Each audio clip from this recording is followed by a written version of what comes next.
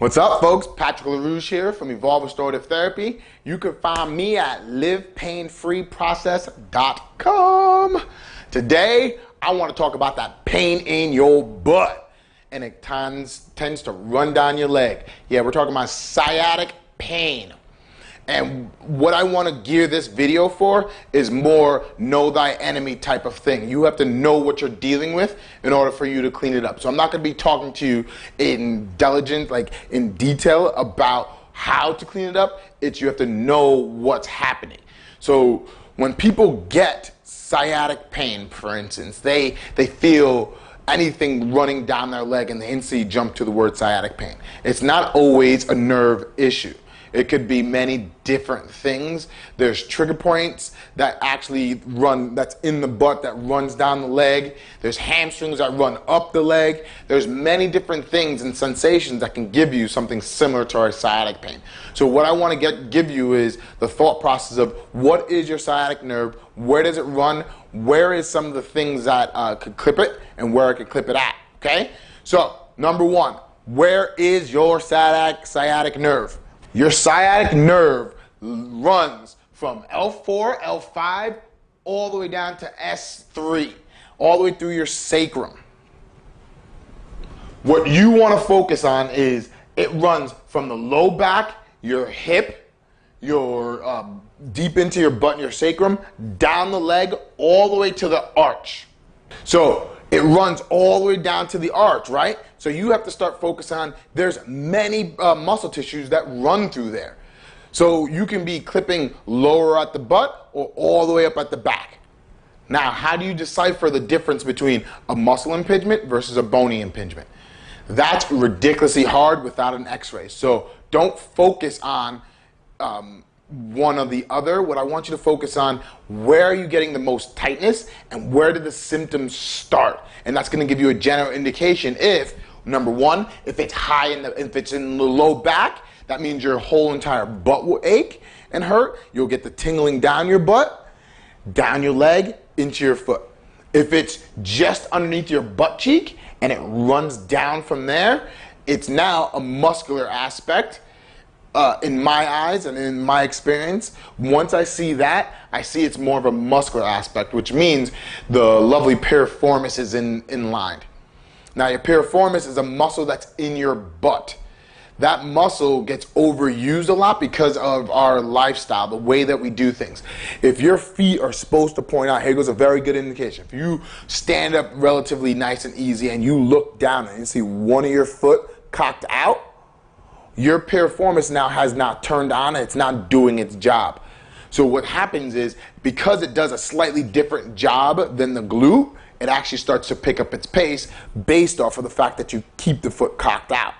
The fact that it's cocked out, piriformis engaged. Piriformis engaged, it gets stronger, it gets tighter. Once it gets tighter, it gets fatter, decreases the room that the sciatic nerve has to go in there. Now the sciatic nerve rubs against it consistently, and that's how you get your inflammation. So now, with inflammation, if it does happen to be that way, you now have a cycle of, one, calm the piriformis muscle down, then wait for that to calm down, that sciatic nerve to decrease in size.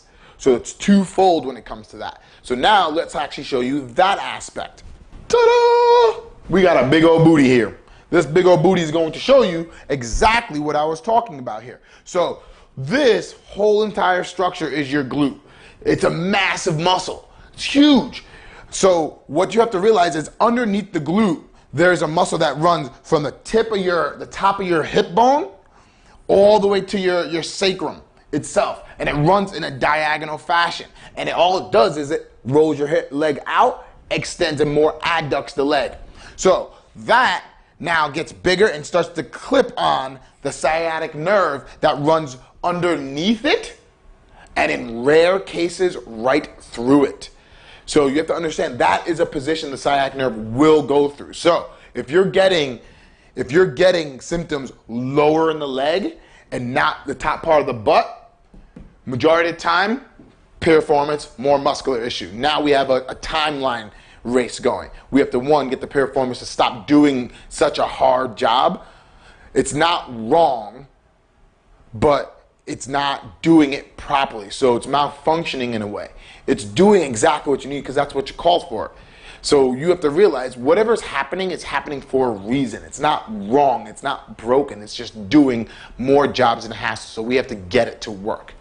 So now we know whether it's a bony issue on the upper back, on the lower back, because your lower back will just be tight all the time. And you'll notice you'll start leaning to one side. Majority of the time, it's opposite the side that you have the pain on because your body's trying to alleviate the spine from grabbing that sciatic nerve, as well as you don't want to put pressure on the leg.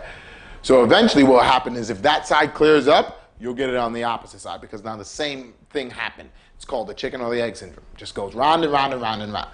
So low back, we got the butt. Now, to clean up both, what you want to start doing is the same aspect. One, you have to get the area to stop doing what it's doing. Majority of the time, my fixes is I clean up the hip flexor, get the hip flexors to want to open. By getting it to want to open with your foot straight, in a straight line, your glute now has the means to turn on properly and starts working. As long as I get you to start learning how to move in this straight line fashion, your glute will start learning how to work. By it starting to learn how to work, it'll start to learn how to move properly. That's where everyone makes their mistake. They instantly start going into stretches and all these big things when the area just doesn't want to move. Give it a reason to move by taking out its block. Clean up that hip flexor, now you have means to getting it to move. Movement brings blood flow, healing. Simple as that. Get anything to start learning how to move on its terms, you'll get blood flow, and blood flow will heal anything. That's the key. So low back, lower butt, find out what's happening. It can run, you can get symptoms all the way down the leg from your butt. Here goes the tricky part. You can also get the same thing behind the knee because the hamstring could clip it as well. A lot of people don't know that one. So you can be getting sciatic pain that's going through your calf and lower foot, and it could be coming from your hamstring. So focus on getting something to move first, right? Then you have to focus on getting it to start learning how to contract properly. And then you can start foam rolling. Then you can start stretching because now it wants to move. And it needs to be in a fluid motion. None of these hard, aggressive stretches. Like in yoga, there's pigeon. There's many different types of pigeon in that aspect where you just curl the leg over and you lean over. When you do that, go with a fluid motion rather than a hard static hold. And like, oh, that feels so good, when in actuality, your body's protecting itself. So when you do those stretches and you do all those things that's online, do it with a fluid thought, a flow to it. Because you have to teach your body how to move again. That's number one. And it has to be on its terms. Don't push it because it's doing it for a reason. If you force it to protect itself, hello pain and hello pain bad. Okay?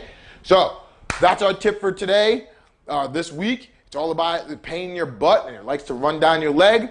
And if you have any thoughts whatsoever, if you have any comments, please drop them down below. I love talking to you guys. This is how I get majority of this stuff. So talk to me. If you guys have any questions, please hit me up and I'll see you next time. Bye.